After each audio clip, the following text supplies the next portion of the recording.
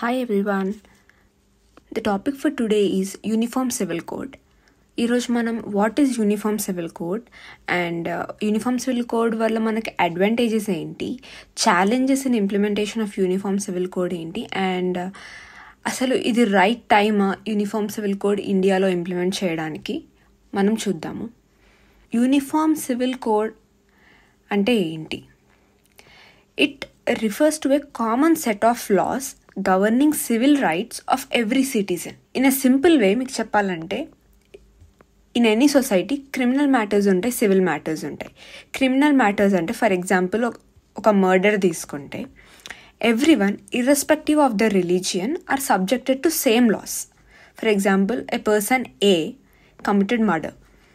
అతను హిందూ అయినా, ముస్లిం అయినా, క్రిస్టియన్ అయినా India wide same laws guide చేస్తాయి అతనికి పనిష్మెంట్ ఇవ్వడానికి. సివిల్ మ్యాటర్స్ వచ్చేసరికి మనకు యూనిఫామ్ లాస్ ఇండియా వైడ్గా లేవు.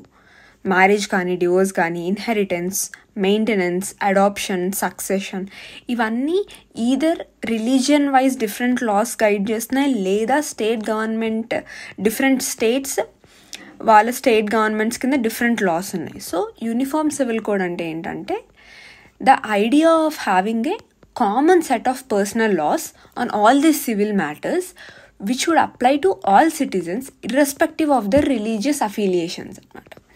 And the principle of UCC is that these laws should be gender neutral as well as religion neutral.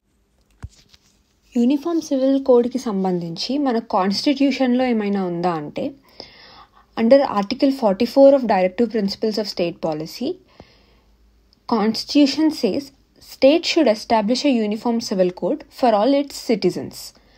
కానీ ఇది ఎన్ఫోర్సబుల్ పార్ట్ ఆఫ్ ద కాన్స్టిట్యూషన్లో రాదు. ఇది డైరెక్టివ్ ప్రిన్సిపల్ కాబట్టి it is not enforceable by the law. In many cases supreme court also called for implementing the UCC and central government is in favour of UCC. It states that different property and matrimonial laws for various religions are a threat to nation's unity. So మనకు ఒక uniform civil code అనేది ఉండాలి అని central government in ఫేవరే చెప్తుంది, మనకు supreme court కూడా in favour of యూసీసీఏ చెప్తుంది. ఇప్పుడు మనం arguments in favour of uniform civil code చూద్దాము. First one is gender equality. For example, a particular woman A belonging to some religion does not have right to maintenance, and another woman B who is a Hindu woman, she has right to maintenance under section 144 of BNSS. Isn't it discrimination against one particular woman belonging to a particular religion? అప్పుడు article 14 right to equality అనే ఒక basic fundamental right అయితే violate అవుతుంది కదా ఇక్కడ. And this women may also face difficulty in leading a dignified life, may also face difficulty in fulfilling her basic needs. So uniform civil code వస్తే ఏంటంటే irrespective of the religion every one are subjected to same laws. So ఇలా మనకు gender equality promote అవుతుంది. And it also promotes secularism by developing a common law, thus fostering a secular and inclusive society. This concept is also enshrined in the preamble of our constitution. It also favors legal simplicity. ఎందుకంటే different personal loss ఉండడం వల్ల ఈ civil matters అనేవి కోర్టులో years and years అవి prolong అవుతూనే ఉంటాయి. Because ఒక్కొక్క లాని ఇంటర్ప్రిట్ చేయడం కోర్టుకి కూడా వెరీ హెఫ్టీ టాస్క్ అది. So uniform civil code all over the India ఉంటే జ్యుడిషియల్ సిస్టమ్ కూడా మనకు ఎఫిషియెంట్గా వర్క్ చేస్తుంది. అండ్ ఆల్రెడీ కేసెస్ వల్ల బర్డెన్ అయిన కోర్ట్కి టైం సేవ్ అవుతుంది, తొందరగా జస్టిస్ డిస్పోజల్ కూడా వస్తుందన్నమాట. And it promotes social justice, ఎందుకంటే ఈక్వల్ లీగల్ ట్రీట్మెంట్ ఉంటుంది. And it eliminates the potential for discrimination. It also Fosters national integrity parts of the country. It acts as a binding force మనకు యూనిటీని promote చేయడానికి. And it is a sign of modern progressive nation. అలానే ఈ uniform civil కోడ్కి చాలా challenges కూడా ఉన్నాయన్నమాట implement చేయడానికి. First one, infringement on religious freedom. Already మనకు ఫండమెంటల్ రైట్స్లో right to freedom of religion ఉంటుంది. అంటే we have the freedom to propagate, profess and practice religion of our choice. So ఈ uniform civil code రావడం వల్ల freedom పైన infringement అవుతుందా అనే ఒక క్వశ్చన్ మార్క్ చాలా క్రిటిక్స్ రేజ్ చేస్తున్నారు. It is also against cultural diversity. For example, మేఘాలయలో Khasi tribes matrilineal inheritance system ఉంటుంది వాళ్ళకి. అంటే వాళ్ళ డిసెంట్ కానీ ఇన్హెరిటెన్స్ కానీ mother side of the family నుండి వాళ్ళు తీసుకుంటారు, rather than father's side, which is a general practice all over. So ఈ హోమోజినస్ యూనిఫామ్ సివిల్ కోడ్ రావడం వల్ల it may affect the diversity which is existing in India and it may affect their cultural practices అని చెప్పొచ్చు. And it can also lead to social disruption. మనం చాలా చూస్తుంటాం communal violence గురించి.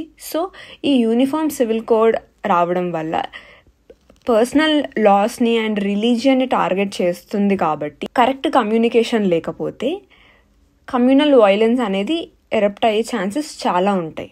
And also complexity of implementation. దాన్ని draft చేయాలి, codify చేయాలి. ఏ religion బిలీఫ్స్ని మనం హర్ట్ చేయకుండా అందరికీ యూనిఫామ్ లా ఒకటి తీసుకొని రావాలి. అది కూడా చాలా రేషనల్గా ఉండాలి. ఇంప్లిమెంటేషన్ కూడా చాలా కాంప్లెక్స్ ఉంటుంది. మోర్ దాన్ లాస్, ఇప్పుడు ఆల్రెడీ మనకు హిందూ ఇన్హెరిటెన్స్ యాక్ట్ ఉందండి. It provides inheritance rights to women. కానీ to what extent women are being provided with that? Present ప్రాక్టీస్లో మనకు ఎంత చూస్తున్నామో మనము ఈ హిందూ ఇన్హెరిటెన్స్ యాక్ట్ ఫాలో అవ్వడం.